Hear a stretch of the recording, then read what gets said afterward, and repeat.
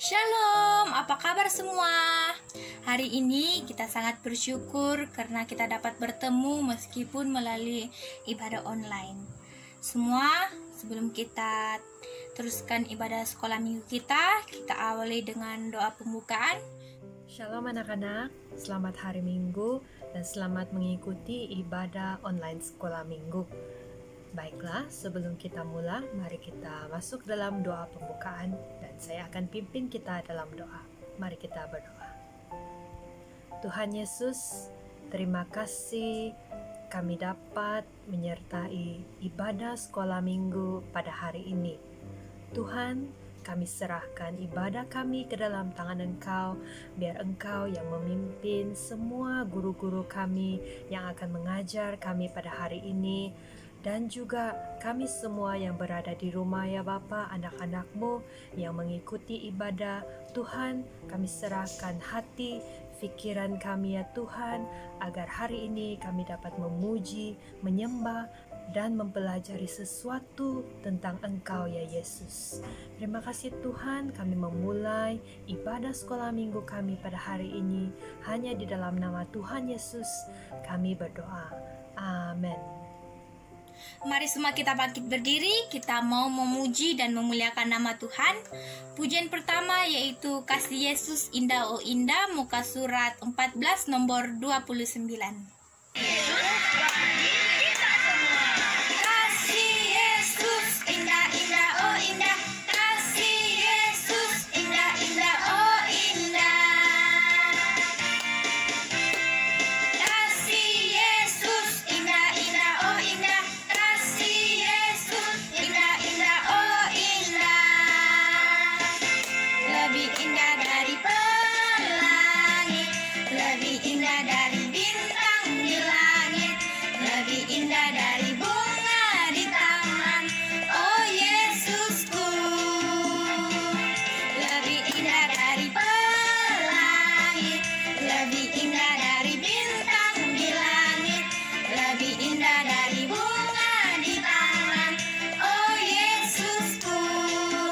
Semua masih semangat memuji Tuhan? Kita teruskan pujian kita yang ke nomor 2, yaitu Hari Ini Harinya Tuhan, muka surat 12 nomor 24. Hari ini harinya Tuhan, harinya Tuhan.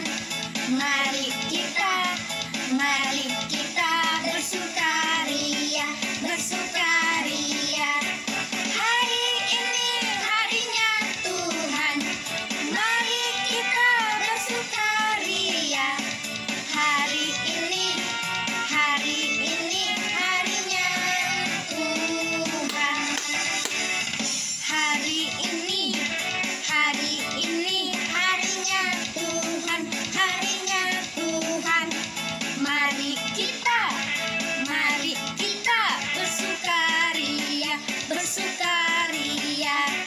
Hari ini harinya Tuhan, mari kita bersukaria. Hari ini harinya Tuhan. Sebelum kita mendengarkan cerita firman Tuhan, kita angkat satu lagi pujian yang berkata, Bapa Engkau baik, muka surat 4 nomor 7.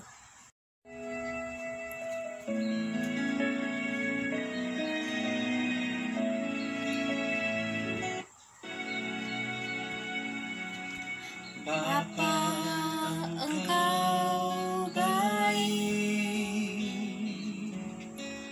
Bapa Engkau baik, Kau selalu baik kepadaku.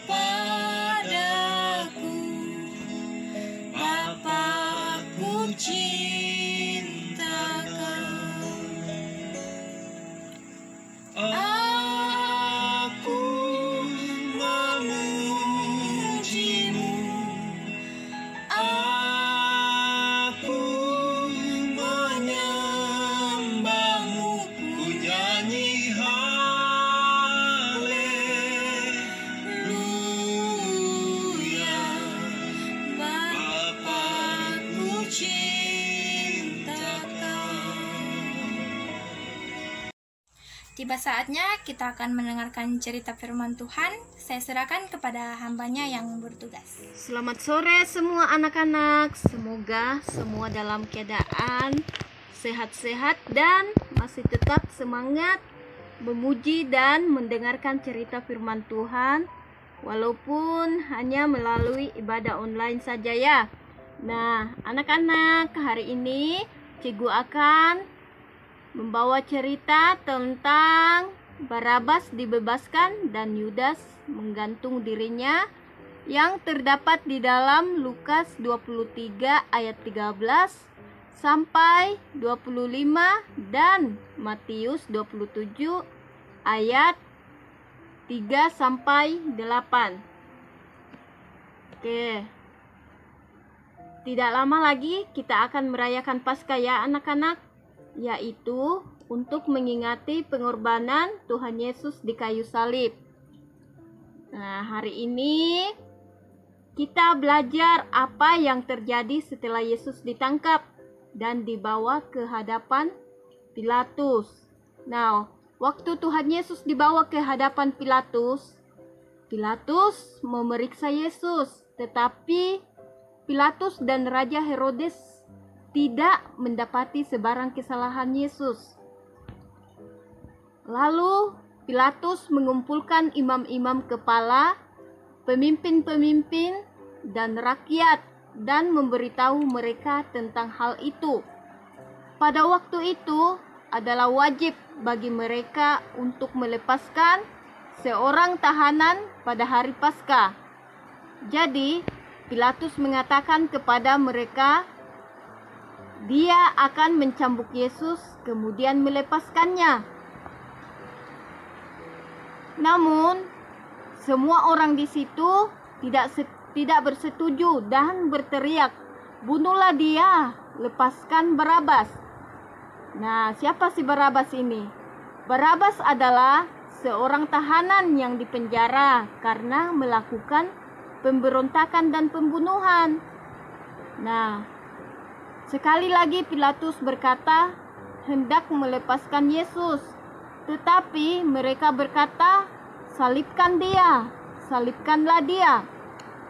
Lalu Pilatus pun menjatuhkan hukuman mati kepada Yesus yang tidak ditemui kejahatannya, sesuai kehendak ramai, dan melepaskan Barabas yang melakukan pembunuhan itu.